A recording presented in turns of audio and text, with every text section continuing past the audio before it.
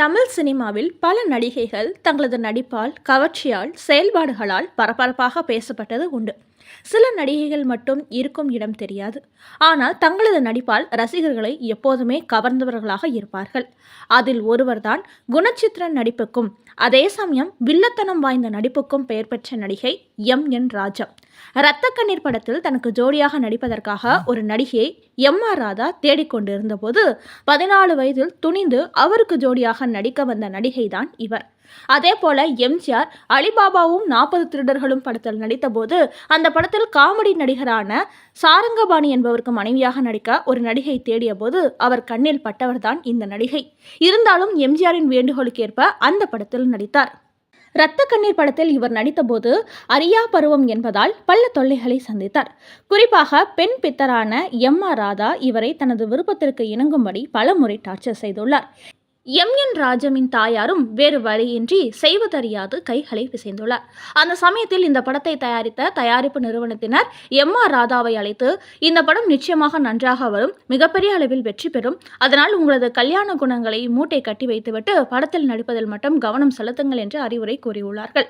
வேறு வழியின்றி அதை ஏற்றுக்கொண்டாலும் தயாரிப்பாளர்களுக்கு இந்த படப்பிடிப்பின் போது வேறு விதமாக நிறைய டார்ச்சர் கொடுத்துள்ளார் எம். ராதா. அதே சமயம் இந்த படத்தில் மாடிப்படியில் ஏறி வரும் எம். ராதாவை எம். ராஜா மேலிருந்து எட்டி உதைக்கும் காட்சி ஒன்று படமாக்கப்பட்டது. ஆனால் அதில் நடிப்பதற்கு எம். ராஜா தயங்கினார். அவ்வளவு பெரிய நடிகரான எம். ராதாவை எட்டி உதைப்பதா என அவர் யோசித்த போது எம். ராதா அவரிடம், தயங்காமல் நிஜமாகவே என்னை எட்டி உதை, அப்படி என்றால் தான் இந்த காட்சி தத்ரூபமாக வரும் என்று வற்புறுத்தியுள்ளார். ஏற்கனவே எம். ராதாவின் டார்ச்சர்களை எம். ராஜா அனுபவித்து இருந்தாலும் கிடைத்த இந்த வாய்ப்பை நிஜமாகவே பயன்படுத்தி அவரை எட்டி உதைத்திருக்கலாம். ஆனாலும் அவரது பண்பு, மன்னிக்கும் குணம் அதை தடுத்தது. இருந்தாலும் வேறு வழியின்றி அந்த காட்சியில் நிஜமாகவே எட்டி உதைத்துதான் நடித்தார் எம். ராஜா. அதே போல புரட்சித் தலைவர் எம்ஜிஆரின் உடன்பிறவா சகோதரியாக அவர் மனதில் இடம் பிடித்தவர் எம். ராஜா. அலிபாபாவும் 40 திருடர்களும் படத்தில் நடித்தபோது நகைச்சுவை நடிகர் சாரங்கபாணிக்கு ஜோடியாக நடிக்கும்படி எம். ராஜாவிடம் கேட்டுக்கொண்டார் எம்ஜிஆர். அவரும் எம்ஜிஆரின் வேண்டுகோளை ஏற்று அதில் நடித்தார். அதனால் எம். ராஜாவுக்கு தன்னுடைய அடுத்த படத்தில் நல்ல வாய்ப்பு தருவதாக கூறிய எம்ஜிஆர் சொன்னது போலவே தான் இயக்கி நடித்த நாடோடி மன்னன் திரைப்படத்தில் கதாநாயகிக்கு இணையான ஒரு முக்கிய கதாபாத்திரத்தை கொடுத்து நடிக்க வைத்தார். ஆனால் இந்த படத்தில் எம். ராஜா பேசிய வசனம் எம்ஜிஆரின் வாழ்க்கையில் நிஜமாக போகிறது என்று அப்போது இருவருக்கும் தெரிந்திருக்க வாய்ப்பில்லை. அந்த படத்தில் ஒரு காட்சியில் எம்ஜிஆர் எம். ராஜாவிடம் பேசும்போது, சகோதரி, நீ நினைப்பது போல நான் உன் கணவன் இல்லை, அதை புரிந்து கொள் என்று கூறுவார். அதற்கு எம். ராஜா, எனக்கு தெரியும், இருந்தாலும் நீங்கள் நாடாள வேண்டும், இந்த நாட்டு மக்கள் உங்களை நம்பி இருக்கிறார்கள் என்று பதில் வசனம் பேசுவார். அவர் பேசிய வாய்முகூர்த்தம் பழித்து எம்ஜிஆர் பின்னால் தமிழகத்தின் முதல்வராகி தொடர்ந்து 11 வருடங்கள் ஆட்சி செய்து தன்னை நம்பிய மக்களுக்கு நல்லது செய்தார் என்பது வரலாறு. அது மட்டுமல்ல, எம்ஜிஆர் ஒரு முறை மிகவும் உடல் நலம் பாதிக்கப்பட்டு சிகிச்சைக்காக அமெரிக்கா அழைத்து செல்லப்பட்டார். இனி அவர் திரும்பி வரமாட்டார் என்றும் அவர் இறந்துவிட்டார் என்றும் கூட இங்கே எதிர்க்கட்சியில் இருப்பவர்கள் செய்தி பரப்ப ஆரம்பித்தனர்.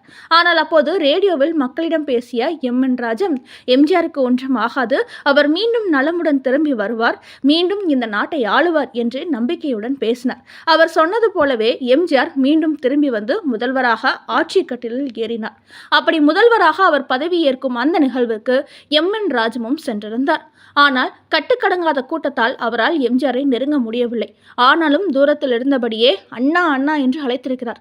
பாசக்குரல் அல்லவா, தொலைவில் மாடியில் கண்ணாடி தடுப்புகளுக்கு அந்த பக்கம் இருந்த எம்ஜிஆருக்கு அந்த குரல் கேட்டுவிட்டது.